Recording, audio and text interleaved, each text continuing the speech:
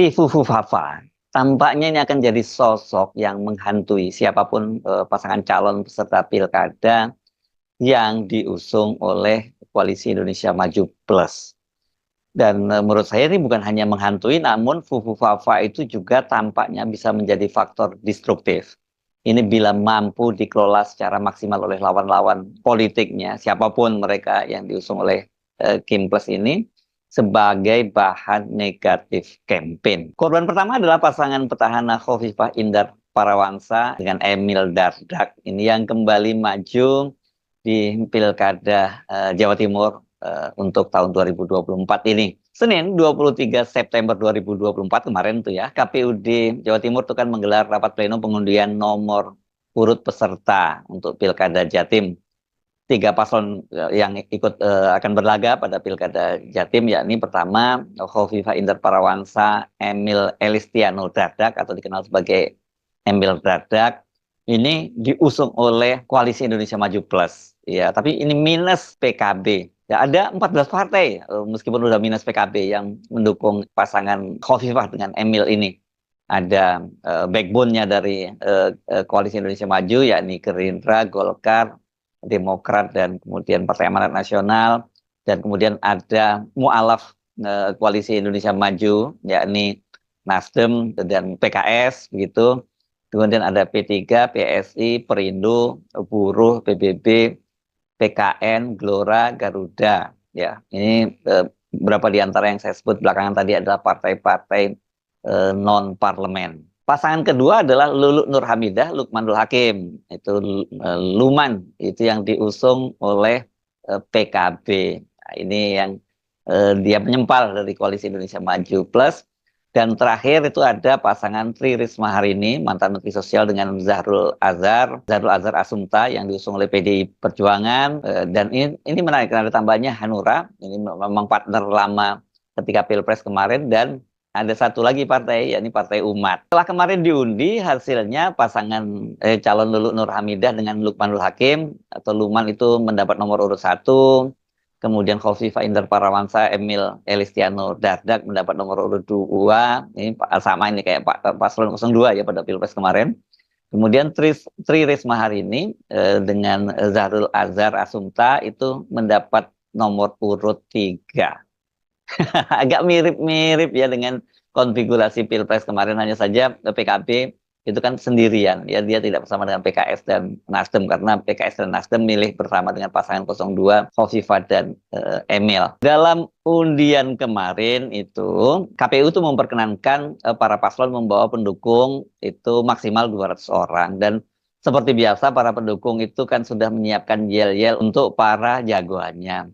Pendukung Khofifah Emil meneriakkan yel-yel lanjutkan dua periode. Memang mereka kan pasangan petahana ini ya. Selain itu mereka juga berselawat di lokasi ini, karena kelihatannya bagaimanapun juga kan basisnya dari Khofifah itu adalah NU, sama seperti dengan pasangan Lulu ya.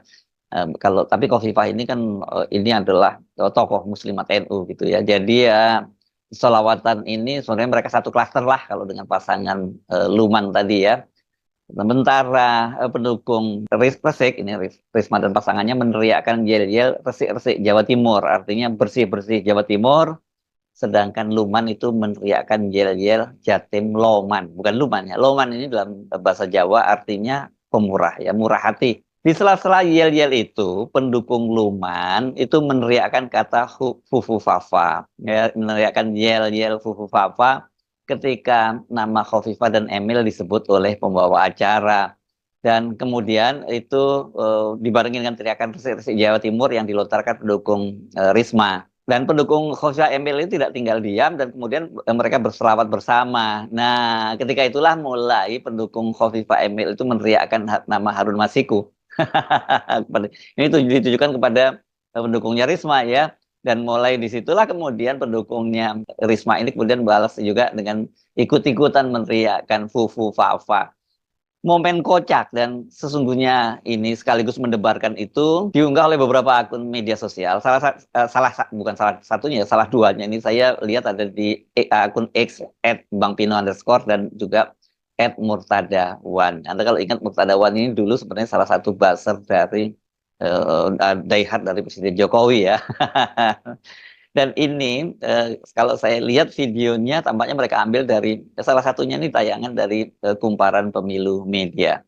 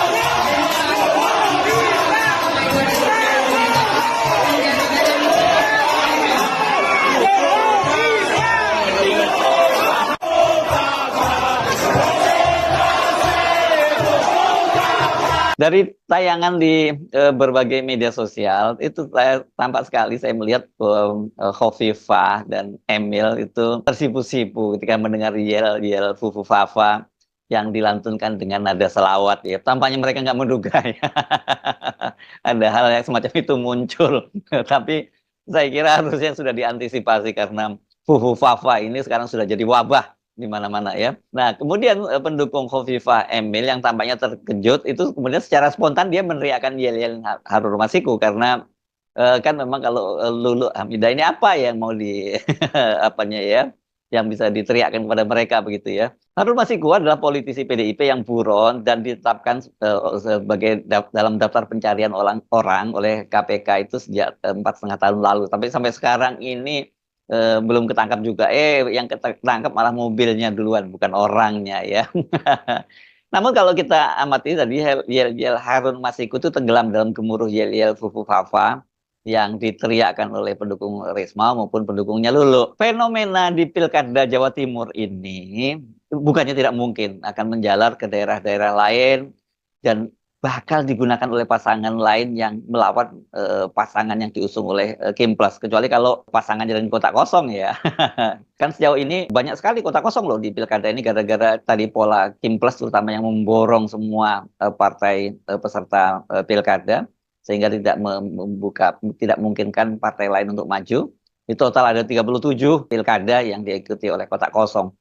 Dan Fufu Fafa ini ya kalau kita kembali ke topik yang berkaitan dengan yel-yel Fufu Fafa ini, sejauh ini berdasarkan investigasi netizen memang mengacu pada akun Kaskus yang diduga kuat milik dari Wapres terpilih Gibran Rakabuming. Bukti-bukti yang ditemukan oleh para netizen ini sangat banyak dan kuat dan nggak bisa dibantah lagi.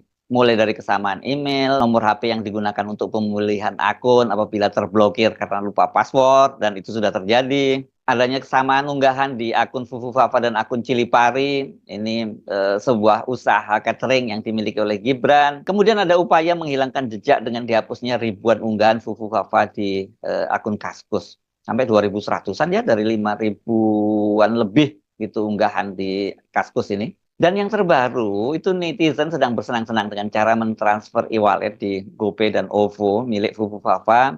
Dan ketika ditransfer yang muncul memang sama, itu namanya Gibran.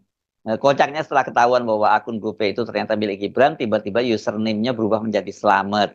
Tapi lagi-lagi konyolnya, rupanya netizen ini kemudian mencoba username di OVO, yang muncul tetap saja nama Gibran Rakabuming. Saya nggak tahu apakah hari ini juga sudah diubah menjadi Slamet bin Mulyono gitu, seperti yang diusulkan oleh para netizen.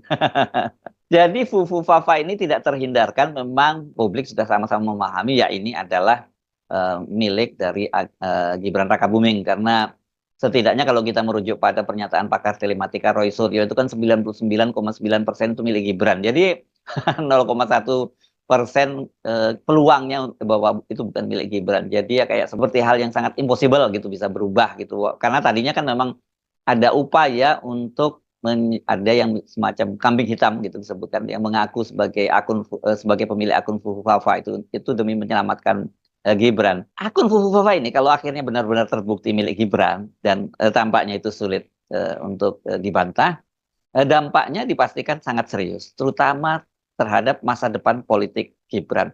Kalau kita bicara masa depan politik Gibran, ya ini kita berarti bicara masa depan politik dinasti Jokowi. Postingan-postingannya yang tidak bermoral, ini ucapan yang mesum, dan kelihatannya punya obsesi terhadap anggota tubuh dari sejumlah artis. Ini kemudian kasar, rasis, dan khususnya ini yang saya kira jauh lebih serius, banyak yang menyerang Presiden terpilih Prabowo Subianto dan keluarganya. Dan ini kemudian menimbulkan gugatan publik dan juga sekaligus pertanyaan besar soal kapasitas dan kesehatan mentalnya sebagai seorang wakil presiden terpilih.